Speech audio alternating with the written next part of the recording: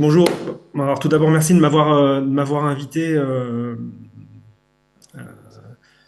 à cet événement. Bruno Martin, moi, je suis directeur commercial au sein d'une société qui s'appelle Hexadone, qui est une joint venture qui a été créée par Orange et la Banque des Territoires, avec un objectif et une ambition simple, c'est d'accompagner les collectivités et les entreprises dans la gestion de leurs données pour mesurer, contrôler, agir sur le territoire avec une particularité, avec une vision transverse de ce qui peut se passer au niveau du territoire. Donc on est éditeur de logiciels et notre métier, c'est d'accompagner à travers notre logiciel les collectivités ou les entreprises dans cette gestion de la donnée. La bonne nouvelle du jour, quand même, c'est de se dire que la donnée, on n'en parlait pas il y a 7, 8 ans, on en parlait peu. Aujourd'hui, on en parle énormément. Et en plus de la donnée, aujourd'hui, il y en a. Donc, c'est le bon, c'est le bon moment pour en discuter et la travailler. La seule problématique, c'est quand on regarde ce qui se passe sur le territoire, en fait, de la donnée, il y en a, mais elle est souvent enfermée, c'est-à-dire dans des logiciels métiers pour un élément particulier. Et du coup, elle est souvent peu utilisée pour prendre des décisions sur l'ensemble du territoire, parce que ceux qui ont accès à cette donnée sont des sachants, et ceux qui peuvent prendre des décisions sont des non-sachants du domaine d'activité.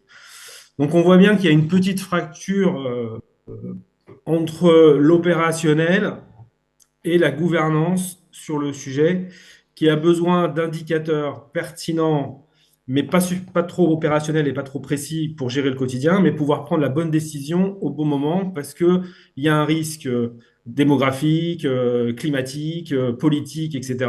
Et que ces engagements qui sont pris au quotidien auprès du territoire, bah, il faut les tenir aujourd'hui, et puis il faut surtout de plus en plus les anticiper sur le territoire. Donc l'objectif, c'est de partager avec l'ensemble des collectivités et des territoires un constat simple, qui est de dire cette donnée, elle est indispensable aujourd'hui pour pouvoir prendre des décisions. On ne peut plus prendre de décisions sur des idéologies ou sur une pensée sur les événements. Il faut prendre des décisions sur des sujets pragmatiques et avec des éléments concrets.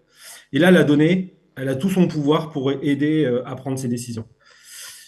Nous, notre cœur de métier, c'est la gestion de la donnée. Donc tout à l'heure, il y avait une université qui expliquait ce travail de la donnée au sein de l'université et des chercheurs. Là, l'idée d'Hexadone, c'est d'apporter une solution auprès des entreprises et des collectivités locales qui vont leur aider justement à pouvoir travailler cette donnée et de pouvoir répondre à ce besoin de gouvernance transverse et de compréhension de ce qui se passe sur le territoire pour pouvoir prendre les bonnes décisions et d'arrêter de regarder que par silo d'activité au sein d'une collectivité pour que tout le monde ait en phase l'engagement du territoire et que chacun apporte sa brique à cet engagement du territoire. On travaille déjà avec pas mal de collectivités locales en France, puisque nous, notre marché, on travaille qu'avec, bien sûr, les secteurs d'activité français. Donc, on travaille avec des syndicats d'énergie pour regarder avec eux comment ça se passe, la performance énergétique. On travaille avec des villes sur le plan climat. Le plan climat, tout à l'heure, j'ai entendu parler des traits de côte, etc. Ces sujets-là qui sont très compliqués, et qu'il faut simplifier pour pouvoir prendre les bonnes décisions. Et encore une fois, les décisions sur les traits de côte, vous comprenez bien que le temps, enfin, vous le savez, le temps est important parce qu'une décision doit se prendre avec une vision de ce qui va se passer dans les années futures. On travaille aussi avec des universités qui utilisent notre logiciel, de chercheurs comme Gustave Eiffel, qui utilisent notre logiciel pour justement traiter l'ensemble des données dont on a parlé tout à l'heure, cartographiques, etc., qui leur permet d'avoir une vision de ce qui se passe et puis de pouvoir imaginer les services de demain. Donc on voit bien que le traitement de la donnée est un vrai sujet pour accompagner les bonnes décisions du territoire. Pour comprendre un peu la réalité du sujet, parce que tout s'accélère. Euh, Encore une fois, il y a 10 ans, on ne parlait pas trop de données. Il y a 2 ans, on commence à en parler. un tout petit peu, voire beaucoup. Puis maintenant, il y a l'intelligence artificielle qui arrive, et là, la donnée devient cruciale parce que l'intelligence artificielle n'existe pas s'il n'y a pas de données. Quand on regarde tout ce qui se passe sur l'organisation climatologique, etc., et de ce qu'on veut faire pour accompagner les bonnes décisions au niveau climatique, ben, on s'aperçoit qu'il y a plein de thèmes. Je vous en ai mis quatre qui sont les grosses thématiques que l'on entend sur les territoires, qui est la planification durable. Et dans la planification durable, vous avez la dépense énergétique. Il faut peut-être consommer moins aujourd'hui. Et on l'a vu sur l'éclairage public où on est passé d'ampoules à des LED pour essayer de consommer moins, à la fois pour faire moins de dépenses, mais aussi à la fois pour avoir une consommation plus responsable au niveau des collectivités locales. Mais ça existe partout. Ça existe pour accompagner la mobilité des personnes sur le territoire, développer la partie électrique pour avoir moins de thermique. Donc, en fait, la planification durable, c'est plein d'actions mises en place sur le territoire pour répondre à un engagement de dire je vais améliorer quand même la vie des citoyens, la vie pas de la planète, parce que je pense elle peut vivre sans nous, mais en tout cas de permettre à chacun d'entre nous de participer à l'amélioration de la vie de nos citoyens. Mais il y a plein d'autres sujets. Tout à l'heure, vous avez parlé des traits de côte, la gestion des risques, l'hydrométrie. Aujourd'hui, on s'aperçoit que le climat change et que du coup, il y a des événements qui arrivent avec des risques naturels qui sont beaucoup plus importants qu'avant. Donc, il faut commencer à les comprendre. Ça, je pense que c'est déjà fait, mais il va falloir commencer à les prévoir. Et là, tout le monde se dit que l'intelligence artificielle a un vrai sujet pour accompagner ces domaines. Bref, on a plein d'éléments qui contribuent à un engagement citoyen pour améliorer la qualité de vie, la qualité de vie. La problématique de tout ça, c'est comment on arrive à piloter l'ensemble de ces éléments avec une vision transversale et arrêter d'avoir une vision silotée. Et c'est ça tout l'enjeu de la data. C'est cette donnée, elle doit être partagée, on en a parlé tout à l'heure, et elle doit pouvoir servir à répondre à l'ensemble de ces engagements qui vont faire que l'objectif qu'on s'est fixé va être atteint. Et dans ce domaine, le seul moyen d'y arriver, c'est cette donnée qui va nous aider à travailler sur l'ensemble des éléments avec cette vision globale.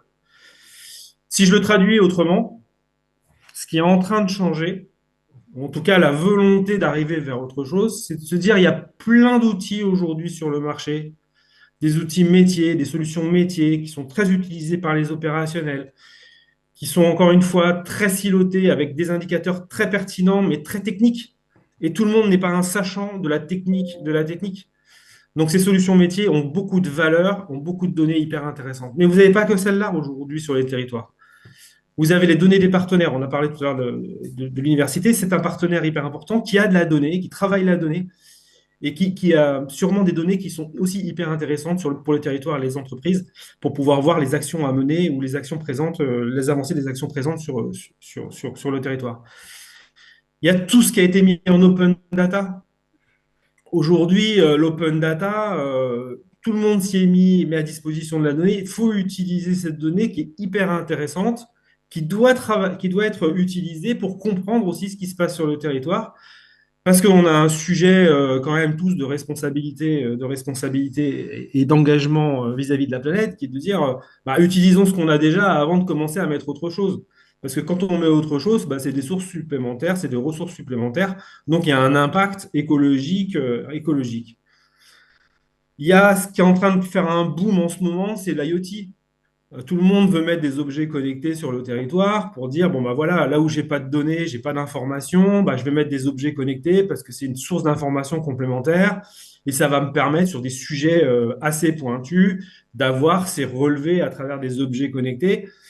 L'objet connecté, c'est pas une fin en soi, mais c'est une source de données qui est hyper intéressante pour affiner ce qui se passe à certains endroits et comprendre les actions qu'on doit mettre en place. Et puis, vous avez ce qui a été souvent mis en place dans beaucoup de collectivités, des SIG, qui eux aussi ont de la donnée, qui restent souvent enfermés dans le SIG, mais qui sont hyper intéressantes pour avoir cette vision. Le constat de tout ça aujourd'hui, et on peut le voir à travers diverses interventions, c'est que tout ça est très siloté. Donc, c'est une certaine problématique, il ne faut pas que ça reste siloté. Tout ça, on a parlé tout à l'heure, c'est hétérogène. Une solution métier qui va vous gérer la partie performance énergétique n'a rien à voir avec un outil qui va vous gérer la partie circulaire sur les déchets. Donc on voit bien que c'est pas la même façon de penser, c'est pas la même façon d'agir, et c'est souvent pas le même référentiel. Donc on a une hétérogénéité des données qui complexifie le sujet. On a aussi de la contradiction. Je peux prendre des exemples très simples, mais quand vous regardez vos noms de bâtiments, bah, d'un outil à un autre, c'est pas le même nom de bâtiment. Parce que c'est comme ça a été, c'est une histoire, parce que tous les outils, vous les avez pas mis au même moment, et que du coup, bah, forcément, vous avez des contradictions entre les données qui se trouvent dans un outil et puis les données qui se trouvent dans un autre outil. Et du coup, souvent, bah, on est obligé dans la gouvernance d'improviser, d'imbriquer les choses les uns avec les autres, pas de manière automatique, mais de manière manuelle. Beaucoup de collectivités utilisent Business Object, beaucoup de collectivités utilisent Excel pour essayer de récupérer des informations à droite et les concaténer avec des informations à gauche. Tout ça, c'est bien, ça a été bien, mais demain, et même aujourd'hui, si on veut commencer à industrialiser les choses, à mettre en place une gouvernance, à vouloir anticiper vers l'avenir, pas de façon silotée, mais de façon organisationnelle, avec une prise d'engagement globale, il va falloir centraliser la donnée. C'est ce qu'a fait l'université Gustave Eiffel en disant, je vais aller chercher l'ensemble de ces données et je vais la centraliser à un endroit. Et en la centralisant à un endroit, je ne fais pas que du data de l'entrepôt de données. Je vais garantir que l'ensemble des données qui se trouvent centralisées sont des données qui sont de qualité, préparées, uniformisées, catégorisées, et validées et sécurisées. Et je garantis au sein de mon entreprise que quand je vais aller travailler ces données, je vais pouvoir avoir des indicateurs qui vont être fiabilisés. Pourquoi ça s'accentue? Tout simplement parce que l'intelligence artificielle pousse le sujet. Je pense que voilà, vous avez tous sûrement des projets d'intelligence artificielle. Si vous demandez à l'intelligence artificielle d'aller chercher l'ensemble des données dans vos solutions métiers, dans vos données partenaires, dans votre open data, dans vos plateformes IoT, dans vos SIG, vous avez un sujet de frugalité, parce que du coup, ça demande beaucoup d'énergie à l'intelligence artificielle. Donc, ça ne répond pas à un engagement de plan climat et de sobriété énergétique. Et puis, deux, vous n'êtes pas garant de la qualité de ce que va vous ressortir l'IA. Alors que si vous l'envoyez chercher des informations à un endroit où vous avez paramétré et validé l'ensemble des informations, vous garantissez à l'intelligence artificielle, un, de savoir où taper, et à un seul endroit, et puis deux, vous garantissez à l'IA de ne plus avoir cette problématique d'hallucination qu'on peut avoir avec l'intelligence artificielle, mais vous avez une intelligence artificielle qui, à 99,99%, va pouvoir répondre qualitativement à vos questions. Une fois qu'on s'est dit ça, qu'est-ce qu'on en fait derrière? L'objectif, c'est de se dire, ça devient un outil d'analyse décisionnelle, puisque j'ai centralisé l'ensemble de mes informations. Je vais pouvoir avoir une vue globale de mon engagement. Je n'ai pas un engagement, si je le pousse à l'extrême, je n'ai pas un engagement de baisser de 2 mètres mes traits de côte. C'est pas un engagement, c'est une action qui a été mise en place pour baisser.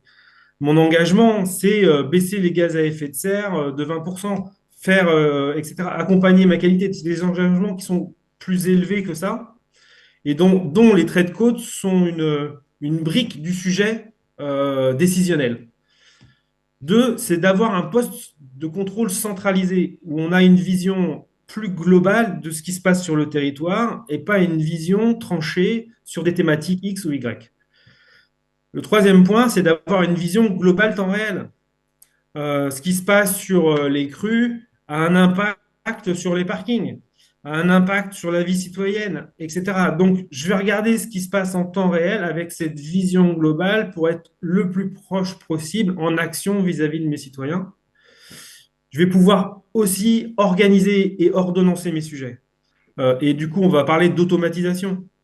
Quand on a un événement qui arrive sur le territoire, bah, comment je fais pour automatiser, ordonnancer les actions sur le territoire sans me retrouver sur des multitâches.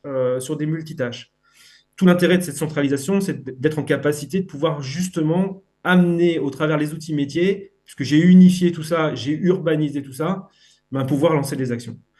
Et le dernier point qui est hyper important, c'est que je vais pouvoir communiquer avec auprès de mes citoyens avec des indicateurs centralisés, des indicateurs que j'aurais bien menés et que j'aurais bien validés auparavant, et des indicateurs de plus en plus précis pour mes citoyens, puisque l'enjeu, ça va être bien d'avertir les citoyens de plein d'événements avec une donnée de qualité, parce qu'on ne pourra plus donner que uniquement des fichiers X ou Y auprès des citoyens. Si je le mets pratiquement, ce que nous, on croise avec les territoires avec qui on travaille, bon, on s'aperçoit qu'il y a plein de sujets hyper intéressants sur la partie climatologique et accompagnement des citoyens. Comprendre comment les gens se déplacent sur le territoire. Tout ça, c'est plein de données. Pour information, nous, on travaille avec une collectivité, il y a une quinzaine de sources de données qui nous permettent de comprendre comment, sur le territoire, les gens se déplacent et quel modèle ils utilisent. Parce que c'est intéressant pour urbaniser le territoire, pour améliorer le centre-ville, pour regarder un peu ce qui se passe sur les différents aspects du territoire. Le tourisme est un élément aussi très important. Comment les touristes se comportent, parce que les touristes ont un comportement différent des citoyens. Et on voit bien que la saisonnalité a un impact sur beaucoup de sujets.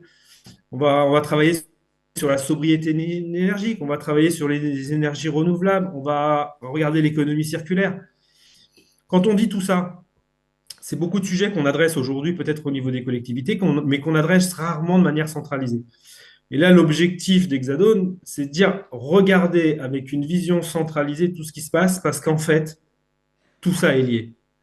Et il y a un lien entre les déplacements de vos citoyens et l'organisation circulaire de vos déchets. Il y a un lien entre les tourismes et les îlots de chaleur. Donc Monsieur tout Martin. ça est réellement lié. Et en plus, l'avantage, c'est que mine de rien, la donnée qui génère ces éléments-là sont souvent les mêmes données. Donc arrêtons de travailler dans des silos en allant chercher des données chacun de son Monsieur côté. Martin. Centralisons les données et travaillons de manière conjointe pour Monsieur apporter une Martin. Monsieur vision Martin. globale sur ce qui se passe sur le territoire, sur l'ensemble des thématiques. Monsieur Martin, est-ce que vous pouvez Je vous donne un exemple conclure rapidement, s'il vous plaît? qui est assez flagrant sur le... Ouais, je vais vite, j'ai fini. L'idée, c'est, je vous donne un exemple assez rapide. On travaille sur l'hydrométrie, sur les prévisions de crues, les inondations et ces sujets-là. Comme ça a été souligné tout à l'heure, beaucoup de sujets. Et puis on dit, oui, mais il y a plein d'informations chez Météo France. Oui, il y a de l'information chez Météo France. Mais il n'y a pas qu'une seule information chez Météo France, il y en a des dizaines. Donc, pour comprendre comment ça se passe en termes d'hydrométrie, de prévision d'inondation, il faut aller chercher des informations chez Météo France, chez vous, à droite, à gauche, chez des partenaires, pour comprendre ce qui se passe, aller la centraliser et dernière, avoir une vision avec l'intelligence artificielle de ce qui peut se passer et des risques de crue. Et après, suivre, ordonnancer, organiser, alerter pour que tout se passe sur le territoire pour prémunir ce sujet-là. Voilà. Juste pour conclure, en fait, nous, on travaille exclusivement et beaucoup pour le secteur public. Donc, on a des engagements vis-à-vis de notre logiciel qui sont très forts. Bien sûr, c'est votre logiciel, c'est vous qui l'utilisez et il vous sert au quotidien. Les données sont cryptées pour garantir justement l'accessibilité des données à des personnes qui ont le droit d'accéder à ces données. Donc, il y a des contrôles d'accès. C'est un logiciel qui est hébergé soit en mode cloud, soit en on-premise pour les collectivités qui souhaitent, ou les entreprises qui souhaitent l'avoir au sein de leur entreprise. Et ça a été certifié par Orange Cyberdéfense pour garantir la sécurité de l'ensemble de nos données, et enfin l'ensemble des données des collectivités locales et Ouais. l'ensemble du Monsieur logiciel Martin. pour répondre aux contraintes de souveraineté Monsieur et de Martin, sécurisation. je suis des désolé, données des- on est pressé par le J'ai temps. fini. Ouais, c'est gentil, merci beaucoup, merci de votre... Voilà. Alors, est-ce que nous avons des Merci, questions merci pour cette belle présentation. On va passer aux questions. Est-ce qu'il y a des questions dans la salle? Alors, j'en ai une de mon côté. Est-ce que vous auriez, s'il vous plaît, une mise en application concrète finalement de votre application pour une collectivité territoriale, parce que nous avons pas mal de collectivités dans la salle, et ce serait pour voir le type de service concrètement que vous pourrez proposer.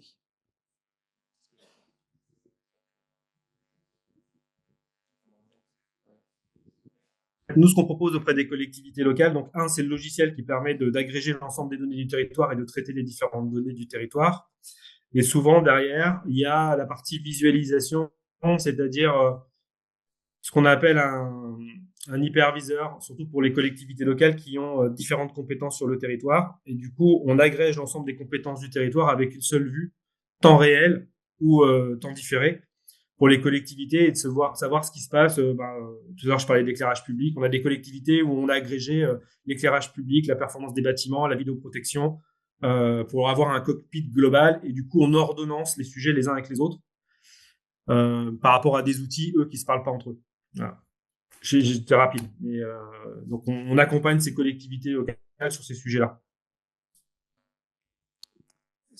C'est très bien, merci. C'est très bien, merci. Merci, Monsieur Martin. Écoutez, bonne journée à vous. On va passer à la suite des présentations. Merci beaucoup.